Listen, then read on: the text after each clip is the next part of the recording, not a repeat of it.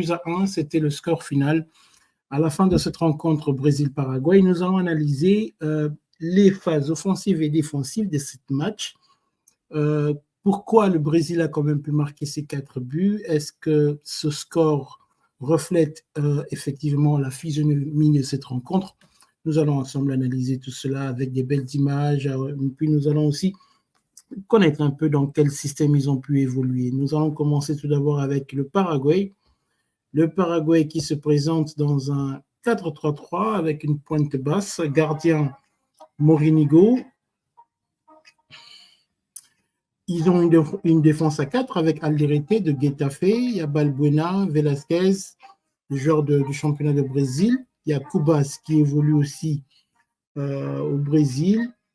Et je dirais les stars, c'est plus Enciso qui joue à Brighton et Almiron qui évolue à Newcastle United. Donc voilà un peu pour le Paraguay.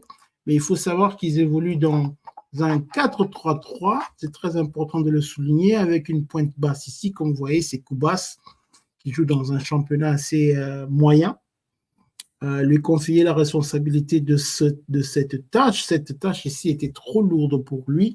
Nous allons voir un peu comment est-ce qu'ils ont pu évoluer, comment est-ce qu'ils ont pu développer ce jeu en face d'une équipe brésilienne qui était venue dans un 4-2-3-1 en phase offensive et plus en 4-4-2 en phase défensive. Nous allons voir ici, il y a Militao que tout le monde connaît, Danilo de la Juventus, Wendel de Porto, Marquinhos Paris Saint-Germain, c'est tous des joueurs que vous connaissez. Il y a quand même des joueurs que j'ai pu, qui se sont un peu révélés comme Gomez de Wolverhampton, il y a Bruno Guimaraes que vous connaissez aussi.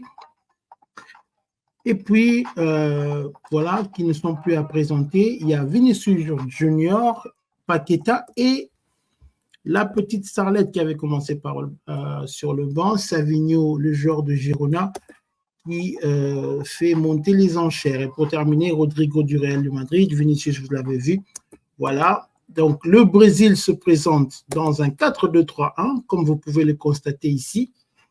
Et j'aimerais bien souligner que ce 4-2-3-1 se transforme en 4-4-2 en phase défensive, c'est-à-dire que Vinicius Junior et Rodrigo ne reviennent pas trop, mais cette ligne, ce 4-2-3-1 se transforme dans un 4-4-2 avec une ligne de 4 derrière, Paqueta, Gomez, Guimaraes et Savigno qui vient pour compléter le travail défensif. Offensivement, vous allez voir l'apport de Wendel, l'apport de Danilo, c'est-à-dire que cette victoire est beaucoup plus due au grand travail qu'ont effectué ces deux joueurs et aussi les deux centraux, Junior Gomez et Bruno Guimaraes, qui ont fait un grand travail. Aussi Paqueta, qui n'a pas cessé d'être ce joueur qui était le pont entre le milieu et l'attaque. Et aussi, pour ne pas terminer, il faut qu'on puisse aussi saluer les belles prestations de Vinicius Junior et Savigno. Rodrigo a été une fois de plus transparent. Je crois qu'il va essayer de faire mieux dans les jours à venir. Nous allons maintenant analyser cette rencontre. Nous allons prendre quelques petits extraits avant de continuer notre petite analyse. Le Paraguay qui évolue dans un 4-3-3 avec une pointe basse a quand même la capacité de sortir du pressing brésilien grâce à la présence de ce joueur-là. C'est trop facile. Les Brésiliens ont eu du mal dans les premiers instants de la rencontre parce que le joueur ici, Cubas, était souvent n'était pas au marquage. Il n'y avait aucun joueur au marquage de ce milieu ici qui facilitait la relance paraguayenne. Vous allez remarquer que les deux attaquants brésiliens n'allaient pas au pressing sur lui, ce qui faisait qu'il y avait beaucoup d'espace qui s'est créé entre les lignes. Vous allez voir entre les intervalles, quand vous regardez bien, vous voyez que le Paraguay, malheureusement, ce joueur, s'il se retourne et il avance, le Brésil a un problème. Malheureusement, il a beaucoup dépensé d'énergie en courant, en prenant beaucoup plus de la largeur au lieu de se concentrer sur la profondeur. Et c'est ça l'erreur que les Paraguayens ont commise. C'est-à-dire, au lieu de chercher la profondeur, ils se sont beaucoup plus concentrés sur la largeur, alors qu'ils avaient les moyens de faire beaucoup plus mal à cette équipe brésilienne. Vous allez remarquer que le Brésil était très bien aligné. Dans son 4-4-2, vous pouvez reconnaître à travers cette image, vous allez voir que les quatre attaquants sont revenus, les deux attaquants sont revenus pour former cette ligne de 4. Mais il y a toujours le Paraguay qui était en train de chercher le joueur pour profiter des espaces laissés par la ligne des 4. C'est-à-dire qu'il voulait toujours entrer dans les intervalles et voilà. Vous allez remarquer que ce joueur ici était toujours en train de chercher l'espace entre les intervalles. Et c'est un peu l'erreur, bon, ce n'est pas une erreur, mais c'est quand même la faiblesse du 4-4-2 qui à chaque fois laisse des espaces entre les lignes. Et voilà, le Paraguay a quand même joué avec beaucoup de patience pour essayer de trouver la faille dans le système brésilien. Et ils vont quand même finir par la trouver. Vous allez voir ici, voilà, ils ont trouvé l'homme entre les lignes, entre les intervalles, et directement, c'était danger, une frappe de 25 mètres, gardien brésilien. Donc, vous avez compris que dans ce système à 4-4-2, le Brésilien ils sont dans une supériorité numérique au milieu de terrain, mais ils sont quand même prenables, vulnérables entre les lignes, entre la défense et ce milieu qui est constitué de 4. Alors que maintenant, le Brésil a compris. À la 28e minute, ils ont compris qu'il fallait aller au marquage de ces joueurs-là pour l'empêcher d'être le maître de la relance de cette équipe paraguayenne. Mais aussi, sauf que le Paraguay a compris que voilà, la relance ne marche plus. Il fallait donc passer sur de longs ballons et aussi, de cette manière-là, le Brésil était aussi prenable et vulnérable. C'est-à-dire que la défense se retrouvait dans un 2 contre 2, très dangereux, dans cette zone ici.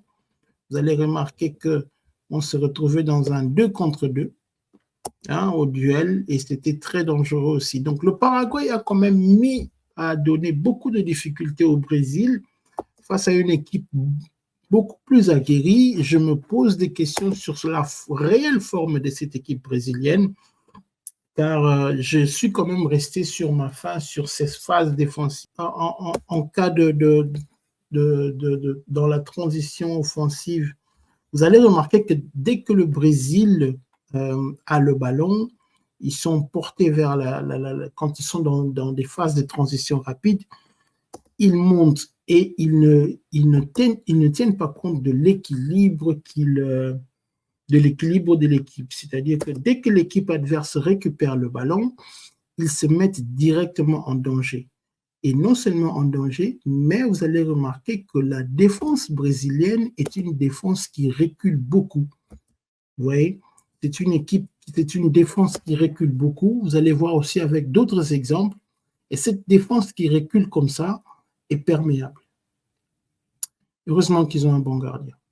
Regardez, ici, ils sont devant l'attaque paraguayenne, mais il faut aussi savoir que quand vous formez deux lignes de 4, comme ça, il faudrait que l'attaquant vienne empêcher le défenseur de jouer. Mais quand Vinicius ne fait pas l'effort défensif, ça paye cash.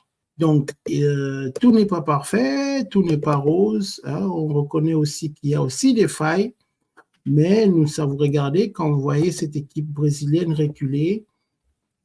Vous voyez les deux lignes de 4 qui se forment devant, mais le travail défensif n'est pas effectué par Vinicius Rodrigo et il s'expose aux tirs adverses. Un peu résumé le travail qui a été fait.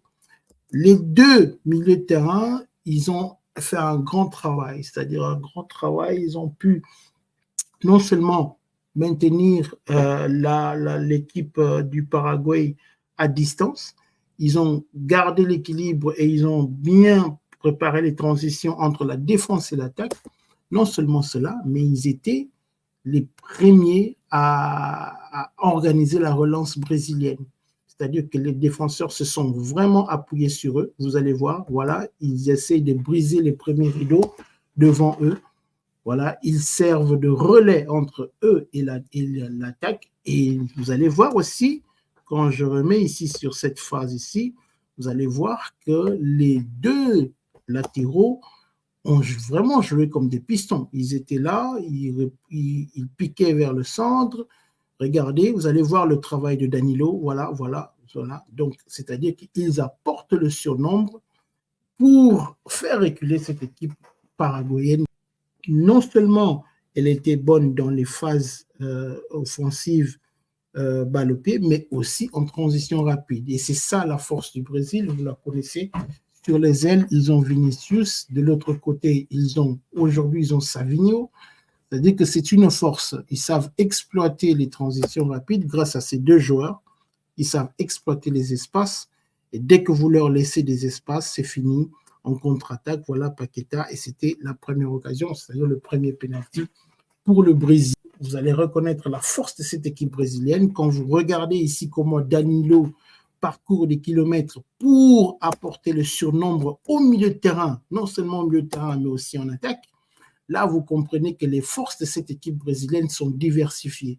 Non seulement les attaquants, non seulement que les phases offensives ne dépendent que de Vinicius ou de Rodrigo, mais ils ont plusieurs variantes, c'est-à-dire qu'ils peuvent utiliser Danilo qui pique au milieu ici pour renforcer et voilà, pour apporter le surnombre en attaque. Regardez son mouvement, vous allez comprendre comment est-ce qu'ils arrivent à se déplacer et à créer ce surnombre sur les ailes. Vous voyez? Donc, vous allez voir aussi que du côté gauche, c'est la même chose. Regardez le travail de Wendel. Il pique vers le centre pour apporter le surnombre. Vous allez voir qu'il sera une des pièces maîtresses, une des pièces majeures dans l'organisation du jeu. Et c'est de là que viendra le but. C'est-à-dire qu'un mouvement, regardez les triangles qui vont se faire ici. Regardez, 1, 2, 3. Voilà. Paqueta a déjà détecté le triangle, à l'espace aussi, et Vinicius aussi. C'est-à-dire qu'une passe, une combinaison, le triangle est trouvé, voilà, occasion, et voilà, c'est le but. Voilà, donc vous avez remarqué, regardez encore une fois, le deuxième but marqué par le Brésil, vous allez voir le travail du latéral, Wendel, vous allez voir, il pique vers le centre, et voilà, il trouve un espace. Pour faire sortir le central, le défenseur central paraguayen, il fallait qu'il puisse monter pour créer les surnombres. Voilà, en cas de perte de balle, voilà, il y a Rodrigo qui vient et qui tire et qui retrouve Savinho. Et des actions comme ça qui se sont répétées au cours de la rencontre et qui ont fait à ce que le Brésil puisse remporter par 4-1. Quand vous regardez un peu aussi certaines phases dans lesquelles les Paraguayens ont pu quand même faire développer leur jeu, vous allez remarquer que les Paraguayens n'ont pas été ridicules. Donc voilà, ce score de 4-1 est assez lourd, qui ne représente pas réellement la physionomie de cette rencontre. Je suis beaucoup plus curieux de voir cette équipe du Brésil face à la Colombie la semaine prochaine et on reviendra encore une fois de plus pour l'analyser. Merci et à la prochaine fois.